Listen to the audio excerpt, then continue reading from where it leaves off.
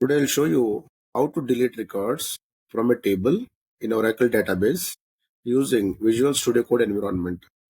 So you need to have the software called Visual Studio Code in your system. Once you install, you can just type Visual Studio Code. So once you type, you'll get like this. Just click that.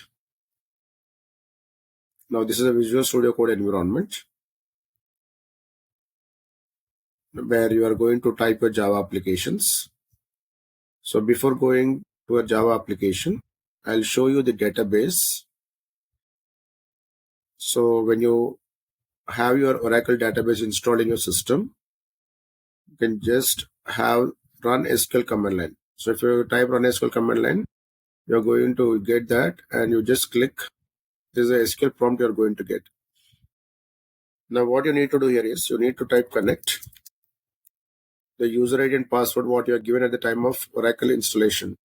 So I have given system as a username, and when you press enter, it asking for the password. Then you type the password what you are given at the time of database installation, Oracle database installation. So when you type, it is not visible, but the characters will be read internally, and press enter. Once you type, you press enter. Now it got connected. Now here, I'm having one table called student DB1. Now let me see how many records are there in that.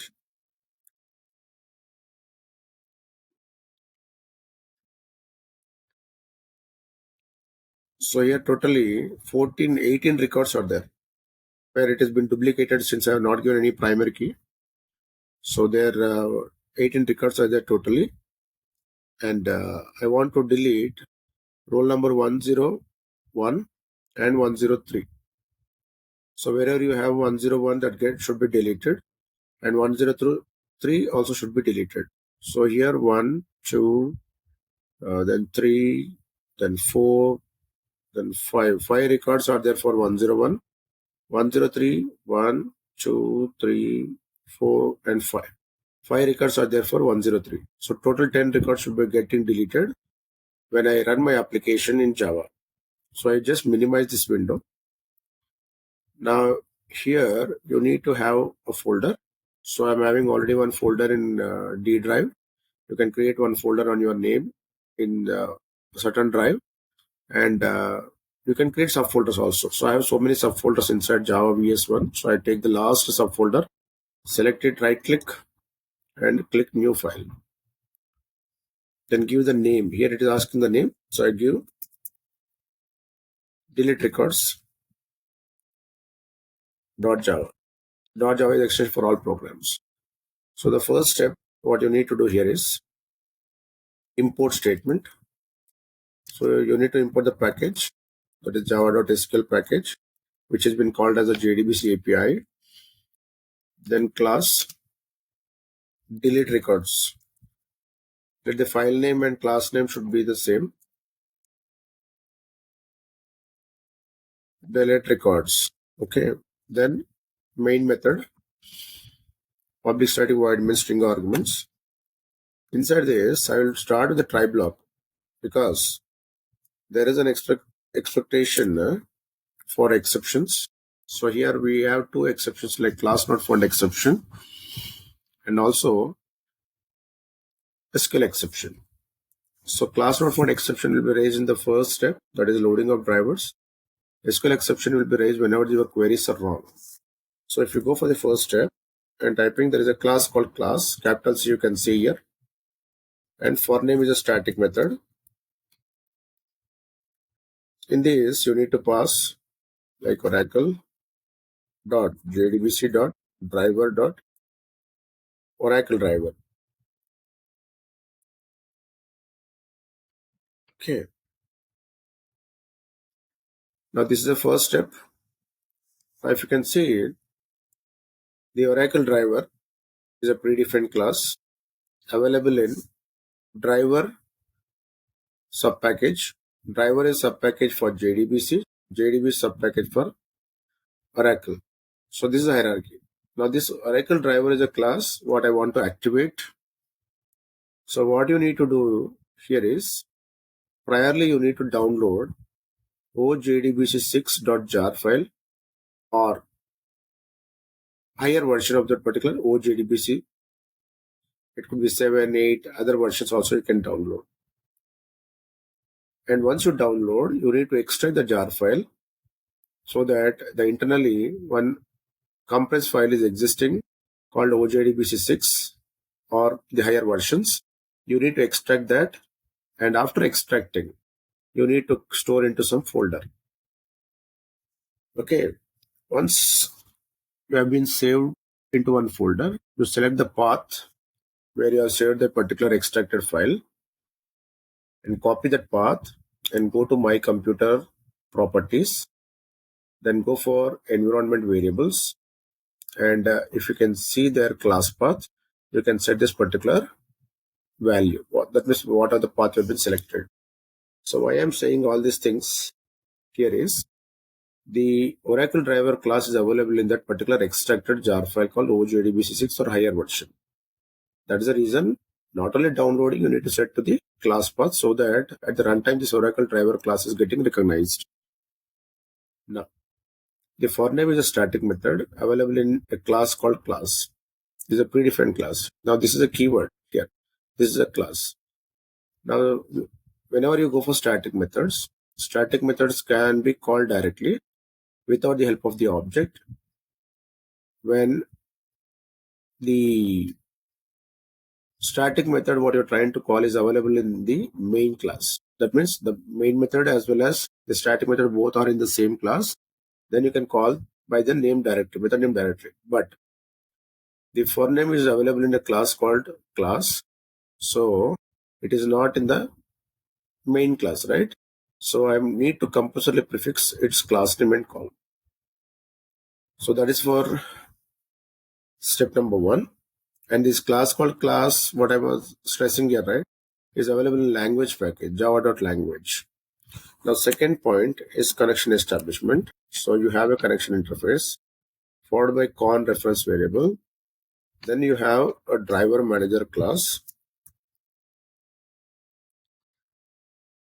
And here also we are calling the class name dot get connection method. So I say this is also a static method. Now in this you need to pass 3 string parameters. So one is JDBC colon Oracle is a sub protocol followed by thin is nothing but it demonstrating the thin driver which is type 4 driver. Then after thin you put a colon and at the rate of localhost. So that means your database whatever you are using is also been available in the present system and your application what you are running is also available in the present system.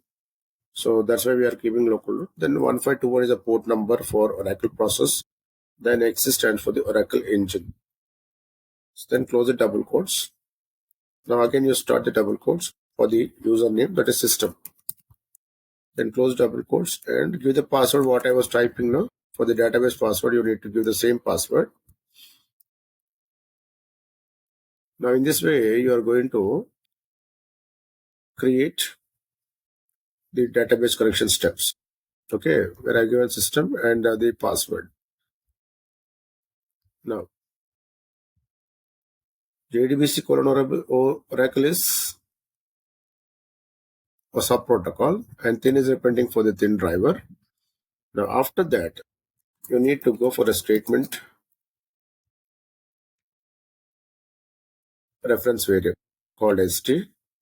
Statement is an interface, st is a reference variable. Con dot create statement. So I'm creating a statement by using con dot create statement of statement interface, and the con was taken from the second step. So the steps are interlinked. Now this st I'm going to take in the next step. Now why I need to create this statement reference is I need to call the methods like execute update or execute query.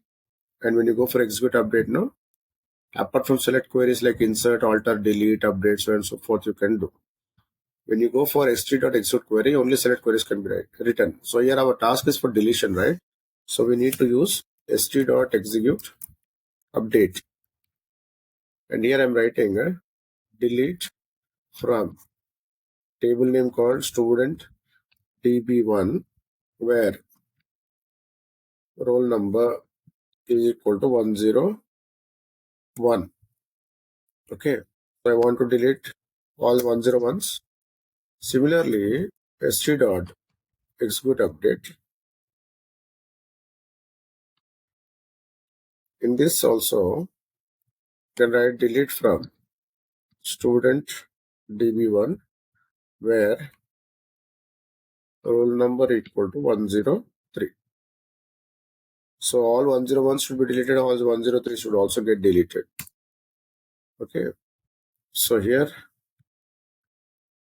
now, here I'll write for our confirmation, like system.println record deleted successfully. Okay. So all 101s and all 103 should get deleted. Then you close st.close, that is statement.close, then con.close. So the connections are closed now, statements are closed. After this, what you need to do here is, you need to go for a closing of try block. Then after this, you go for a catch block. And you can write exception superclass is the reference variable for exception. And you write e.print stack trace. Now this method is going to display the error message, like which line and what type of error it is. So somewhat in depth level of error display should be there. So by using print stack trace, we can do that. Then close the catch block, close the main method, and close the class. Now in this way, you need to develop your application. Now you save this file. See if everything is correct, then 2, 101, 103 get deleted. So already shown here 101, 103, totally 10 rows they have been affecting. So you are having already 18. So 10, 18 minus 10, only 8 should be remaining here when I execute my program. Just come back to the program. And here, instead of EX, you need to write XE, that is the Oracle engine, XE. Then you save the file. Then go for compilation and running the application. So I click here, run code.